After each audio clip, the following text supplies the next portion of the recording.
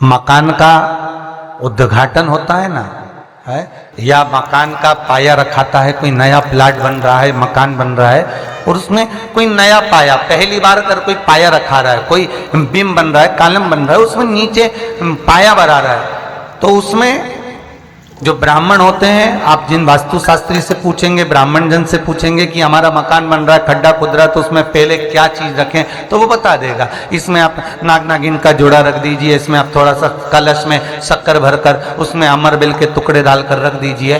पर शिव महापुराण, स्कंद पुराण, वास्तुशास्त्र, अग्नि पुराण और वामन पुराण, ये वामन पुराण के अंतर्गत भी मिलेगा और अग्नि पुराण के अंतर्गत भी मिलेगा कि यदि नूतन मकान के पाए में एक नारियल के गोले में गुड़ भरकर, शमी पत्र रखकर उसको दबा दिया जाए तो उस घर में कभी संपदा की कमी नहीं होती और क्लेश नहीं हो सकता, चाहे कितनी भी अहंकारी बहू क्यों ना हो, चाहे कितना भी अभिमान अभिमत्ता रखने वाली सास क्यों ना बहू, उस सास बहू में प्रेम ही रहेगा, क्लेश नहीं हो सकता।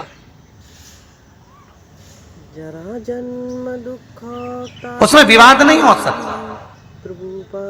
उस घर के अंदर जितने भाई रह रहे हो, जितने कुटुंबी रह रहे हो, परिवार रह रहा हो, उसमें क्लेश का कोई मतलब नहीं हो सकता। चलो याद करिए, पुराने समय में कितना प्रेम होता था भाइयों में, सत्य बोलना, बहनों में, भाइयों में, बुआओं में, इतना बड़ा परिवार और ऐसा प्रेम रहता था, कोई जमीन मांगे ना जायदाद मांगे, ना दुकान का हिस्सा मांगे, ना रकम मांगे, इतना प्रेम कहां से आता था। तो पुरानी बात याद करो, पहले के समय में ये सीमेंट के मकान बनते थे क्या? अरे बोलते जाओ, नहीं। क्या होता था? चूना मंगवाया जाता था, मिट्टी मंगवाई जाती थी, उसमें गुड़ मिलाया जाता था, बोलो मिलाते थे कि नहीं मिलाते थे? गुड़ मिलाया जाता था और उसमें थोड़ा सा उसको चिकना करने के लिए खोपरे का तेल डाला जाता था।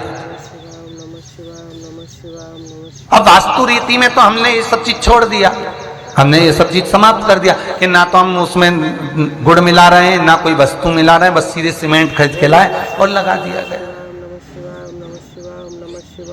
पर उसका वास्तु तत्व क्या है? उसका वास्तु, जैसे कोई बहुत बीमार व्यक्ति है, बहुत बीमार है, बहुत बीमार, और उसको कोई औषधि नहीं लग रही, उसको कोई औषधि काम ही नहीं कर रही, तो आप जब उसको भोजन कराएं, पानी पिलाएं, आप उसको कुछ भी खिलाएं, चाहे जूस पिला रहे हो, भोजन करा रहे हो, चाहे सूप पिला रहे हो, उसका मुख यदि आप पूर्व में रखकर खिलाएंगे तो 15 दिन के अंदर वो अपने हाथों से भोजन करना चालू कर देगा।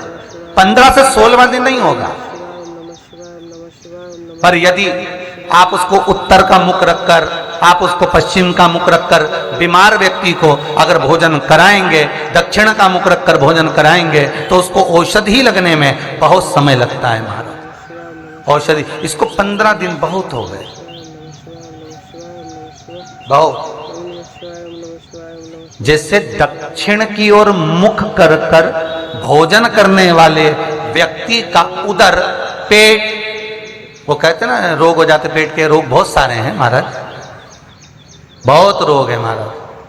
पेट से जुड़ा हुआ कब्ज का भी रेबे, गैस का भी रेबे, और ना जाने कितनी कितनी बीमारियां उसके अंतर्गत हो जाती हैं। तो ये सारे रोग कैसे होते हैं? दक्षिण में बैठकर अगर आप मुख कर भोजन कर रहे हो तो पेट से जुड़ा हुआ रोग कभी जिंदगी में समाप्त नहीं हो सकता। 50 गोली खा लो, 50 ऑपरेशन करा लो, 50 तरह के डॉक्टर को दिखा लो।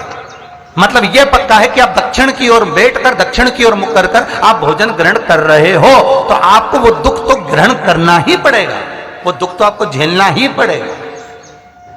श्री शिवाय नमस्तुभ्यं, श्री शिवाय नमस्तुभ्यं, श्री शिवाय नमस्तुभ्यं। तो भगवान शिव की कथा कर रही है, स्कंद पुराण वर्णन कर रही है महाराज, सुंदर अग्नि पुराण और वामन पुराण कर रही है। एक गोले में गुड़ शमी पत्र रखकर जो दबाया जाता है उससे जीव को, इसलिए आज भी हमारे यहाँ नियम है, जब आप लोग नहीं दबा पाते तो जब वास्तु पूजन कराने पंडित जी आते हैं तो एक चांदी के, एक तांबे के लोटे में नाग नागिन, उसमें शक्कर भरते हैं, शक्कर भर के उसको दबाते हैं कि भले तुमने गुड़ नहीं रखा तो शक्कर दबा दो, पर उसको गोले में रखना चाहिए, परंतु उसको रख देते हैं तांबे के कलश में।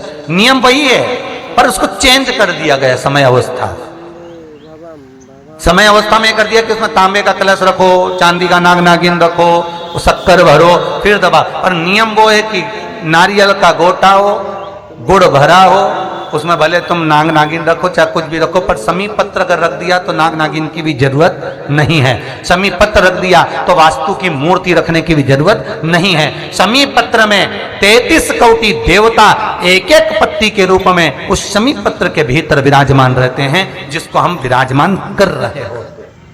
सुख समृद्धि वैभव आनंद दे। बेलपत्री के पेड़ के नीचे हल्दी का शिवलिंग का निर्माण करो। हल्दी पिसी हुई हल्दी का शिवलिंग का निर्माण करो, उसका पूजन कर कर घी का दिया लगाकर भगवान शंकर की वही हल्दी का शिवलिंग का तिलक अपने हृदय पर चाहे पुरुष हो चाहे स्त्री हो, अपने हृदय पर कंठ के पास उस तिलक को लगाएं और बाबा का विसर्जन उसी बेलपत्री के पेड़ के नीचे जल डालकर कर दें। महाराज यश मिलना प्रारंभ हो जाता है। केवल ये यश के लिए ही नहीं होता, इसका एक क्रम और है। मान लो आप किसी मीटिंग में बैठे हो, किसी अच्छी जगह पर बैठे हो, किसी कंपनी के इंटरव्यू में बैठे हुए हो, कोई कंपनी आपके कॉलेज में आई है और आप उसमें सिलेक्ट नहीं हो रहे, तो उसके लिए भी ये कार्य पूर्ण है, उसके लिए।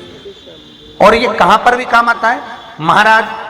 मान लो आप किसी कार्य के लिए जा रहे हो और वो कार्य बहुत जरूरी है कि इस व्यक्ति से मुझे ये पैसे निकलवाना है, इस व्यक्ति से मुझे ये काम निकलवाना है, और वो व्यक्ति बहुत दिन से हाथ में आ ही नहीं रहा, तो उसके लिए भी ये कार्य किया जाए। अर्थात कीर्ति शुद्ध हो, पवित्र हो और यश की प्राप्ति। हल्दी का अब स्त्री कहे कि हम शंकर की आराधना कर सकते हैं, हाँ। स्त्री कहे हम शिव को स्पर्श कर सकते हैं, हाँ, क्यों नहीं। क्या हम हनुमान चालीसा पढ़ सकते, क्यों नहीं। अगर सुंदरकांड पढ़ सकते, क्यों नहीं। हनुमान और शिव एक ही है, हनुमान और शिव एक ही स्वरूप है, और उस स्वरूप का स्पर्श होना कोई गलत नहीं। कई लोग कहते हैं हनुमान जी के मंदिर में दिया लगाएं कि ना लगाएं, क्यों नहीं। भगवान शंकर पर जो जल चढ़ता है वो उत्तर दिशा की ओर क्यों जाना चाहिए, ठीक है। और पूजन करने वाले व्यक्ति को महाराज दक्षिण में बैठकर उत्तर की ओर मुख कर कर शंकर का अनुमोदन क्यों करना चाहिए, ठीक है। जब हम शिव जी की अर्चना करते हैं तो हमारा मुख कहाँ ज्यादा होना चाहिए, उत्तर की ओर, ठीक है। दक्षिण की ओर से हम बैठे और जहां भगवान का जल जा रहा है महाराज उस ओर देखते हुए, अर्थात उत्तर की ओर हमारा मुख होकर हम भगवान के शंकर की आराधना करें। जैसे पूर्व अभिमुख होकर शिव की जो आराधना करी जाती है वो एक श्रेष्ठता का फल देती है, फल देगी, मना नहीं है। पश्चिम की ओर मुख कर कर जो शंकर की आराधना करी जाती है उसका फल मिलेगा, मना नहीं है। पर दक्षिण में बैठकर उत्तर की ओर मुख कर कर जब हम शंकर की आराधना करते हैं उसका जो फल होता है वो शीघ्र प्राप्त होता है। पर ज्यादातर लोग कैसे करते हैं, आप लोगों ने भी तो करा होगा, बोलो जरा जम के। कहाँ बैठते हो महाराज जी, उत्तर की ओर तो जलाधारी का मुख है, ऐसे सहज भाव। ये शिवलिंग है, ये जलाधारी, ये उत्तर की ओर है। तो तुम लोग कहाँ बैठोगे, ये यहाँ जा रही है तो ये शिवलिंग है तो तुम इसके सामने बैठोगे, ये जल यहाँ से जा रहा है तुम उसके सामने बैठो। पर बैठना कहाँ चाहिए, जहाँ शिवलिंग है यहाँ से जल बह रहा है तो यहाँ बैठो। फिर बाद में लोग कहते हैं महाराज जी हम तो शंकर जी के खूब पूजन करते, हमने तो खूब अनुष्ठान करा पर फल कम क्यों मिला। उसका कारण है पूर्व अभिमुख होकर करोगे मिलेगा पर थोड़ा समय लगेगा, पश्चिम अभिमुख होकर करोगे मिलेगा, थोड़ा समय लगेगा।